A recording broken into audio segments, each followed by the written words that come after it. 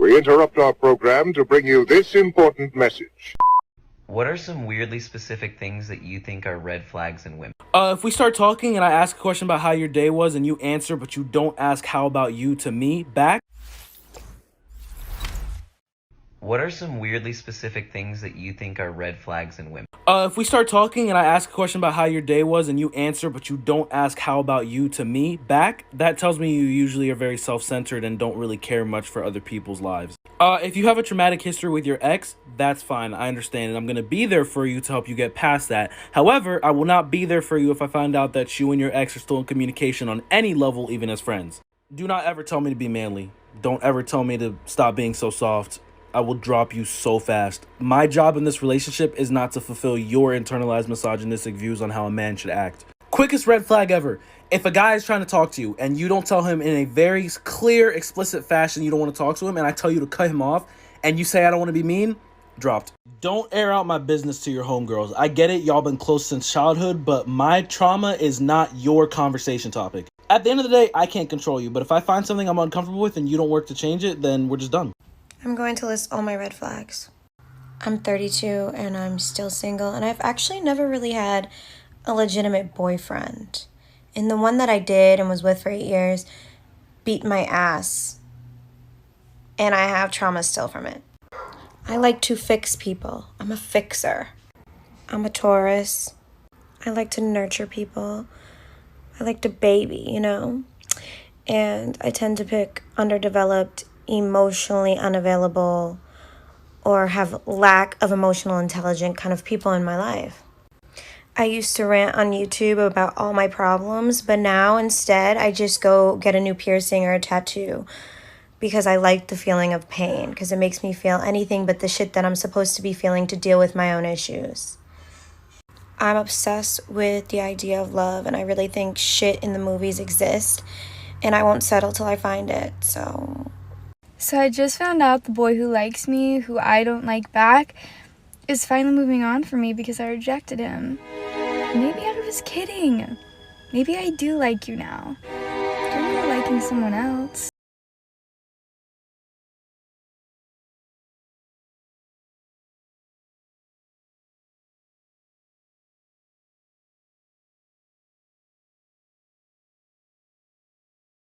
On to the serial cheater. That's me. Anyways, I'm passing the phone to the bitch who was in love with the nigga, but he actually loved her best friend. I'm passing the phone to the bitch that's holding it down for a man in jail that's not coming out for the next 2 years. I'm passing the phone to the bitch who was in love with a crackhead. I'm passing the phone to a bitch that's still in love with her ex. Oh wait, that's me. I'm passing the phone to a bitch that was so addicted to her vibrator that she lost feeling in her clit. Let the games motherfucking begin. I'm passing the phone to a bitch that got dissed by a man and she couldn't leave her house without makeup for years. I'm passing the phone to a bitch that stayed at her man's house while he went to go check another girl and take her out on a date. I'm passing the phone to a bitch that always loves to comfort people but can't comfort herself. I'm passing the phone to the bitch. Please fuck all you guys! Hi, stupid bitches. So today I got ghosted, and what I would usually do is post a hot story to try to get his attention or another guy's attention because I'm fucking attention poor. But not anymore. If he wanted me, then he would fucking message me. I'm gonna stop wasting my time on these fucking losers and try to invest time on myself. I look hot, I feel hot, so why would I do it for anyone else but myself?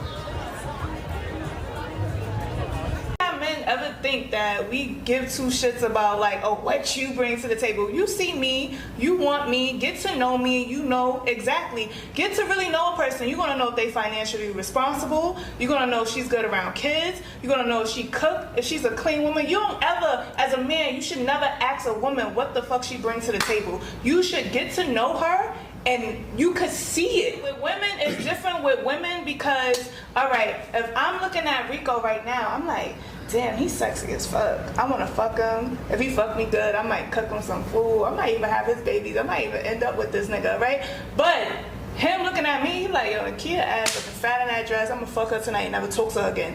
Women, we more or less plan our future with men. With men, they look momentarily. They like, for the moment, You know what I mean? So with women, it's less likely a woman is gonna deal with you for the moment. So how dare you say what you bring to the table? We demand equality. Are you crazy? No.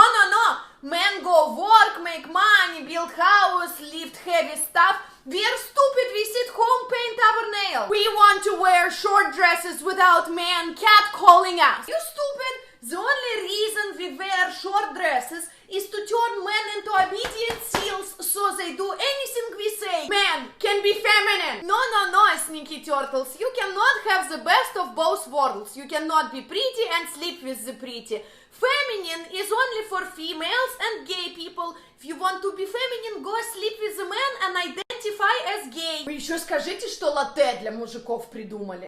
Listen, if you have to wait until you get paid to buy me something, give me money, send me somewhere on vacation while you work, if you're going to hit me with the, babe, go ahead and pay it and I'll pay you next week when I get paid, bleh. Listen, my advice to you is to stay single and save your money. You cannot afford to be in no relationship, especially with a woman like me. Why do men understand preference until a woman prefers to not date somebody broke?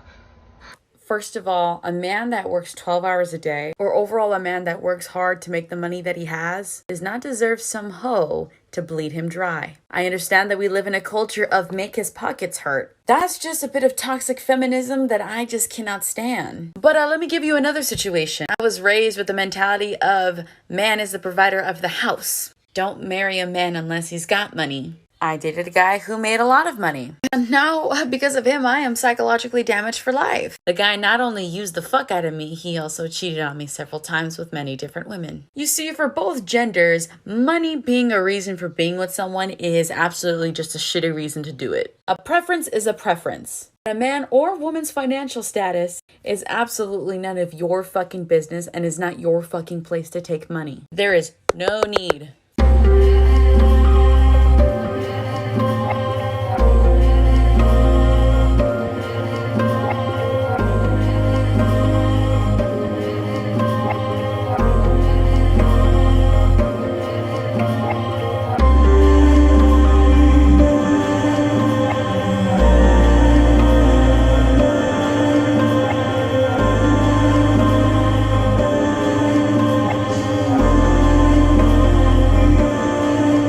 Women look stupid. When they wrong, don't fold, kings. Let them show their true colors. If you're recording me, I will fucking knock the dog shit out you. I'm recording you. The fuck? You don't want this to get physical. There's a young lady going around telling my friends and her friends that I ghosted her after our first date, which is absolutely true. However, I feel like the full truth needs to be said. And first I have to say that she was absolutely gorgeous, wonderful personality, and had the voice of an angel, but her breath smelled like horse ankles and responsibility. I would rather rejoin the military and get tear gassed every single day for 1 month than to endure smelling whatever was stuck behind your throat. If you're my friend or her friend, I hope you're watching this and find some sympathy on my side of the story. America, watch out, modern feminists, because I'm coming for you. It's gotten ridiculous, and it was something that I just spoke about with Mike.com. Feminism has been radicalized, okay? Make no mistake. This is not the feminism that appeared in the 19th century when women had actual issues and we weren't allowed to vote and we did not have equality in society. This is not what this is, okay? Feminism today is a means to demonize men. It has nothing to do with women, actually. It has everything to do with men, right? It is the practice that women are victims, and it is the practice that women can use their victimhood to take down men. Okay? The ideas that they perpetuate are absolutely ridiculous. And again, a platform, oh, strong women, we don't need men, we don't need to get married. Look at the results and the numbers of what happens when you remove men away from their children and away from other women, okay? I spoke about this, again, with Mike.com. So we learned that when you remove a father from a home, you have 5% of people that grow up without a father in their home. They are 5 times more likely. For the boy next door, I was 9, you were 13, the first time I saw you, waving from your treehouse while I played in the sprinkler. This, months before, you pulled down your pants to reveal the bright white quarters of your mid-pubescent buttocks. This, months before, you tried to convince me to kiss the girl playing with me in my backyard so you could watch from your treehouse in your backyard. It is only just now occurring to me how often you were watching me from your treehouse in your backyard. I'm talking about you. The boy who ran his fingers through my hair every day in math class uninvited, the boy who locked me in a janitor's closet with his best friend, and the school guidance counselor who told me it was harmless because nothing happened. I'm talking about you. To the parents who give their daughters curfews at 10 but don't ask their sons what time they came home. To the gaggle of freshman girls who stopped talking to Sarah when she got Jeremy in trouble. To my best friend from college who called another girl weird. You don't think there's rape culture? You just don't believe that? I think there's an interrupting culture right now. An interrupting culture? Yeah, Can you define that for me? You keep interrupting me. I said, can you define that for me? Yeah, you keep interrupting me. Okay, so okay, go off. Yeah, so let me finish here. So for me to be so idiotic as to not believe in rape culture, which we both agreed is the idea that rape is perpetuated, encouraged, or tolerated in a society, you would need to present some kind of data, anything. I know you think empirical data is bullshit, that's fine. Some kind of evidence to support your premise that rape is tolerated or encouraged in the United States.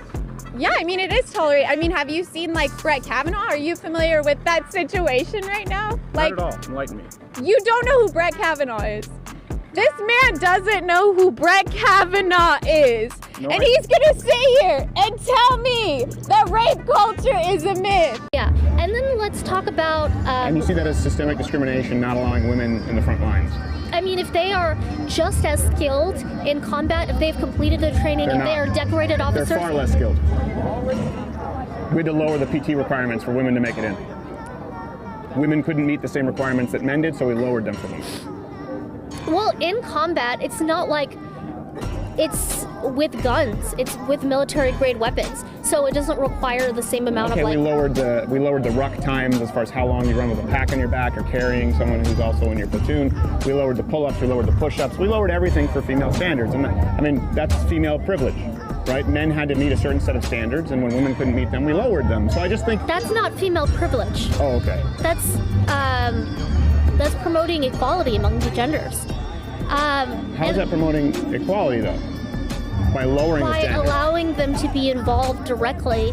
Good morning. You know, we spent several days in the California desert back in March watching this experiment, talking to the men and women who volunteered, and now the results are in. And for those arguing that women should be able to perform all the same combat jobs as the men, the news is discouraging.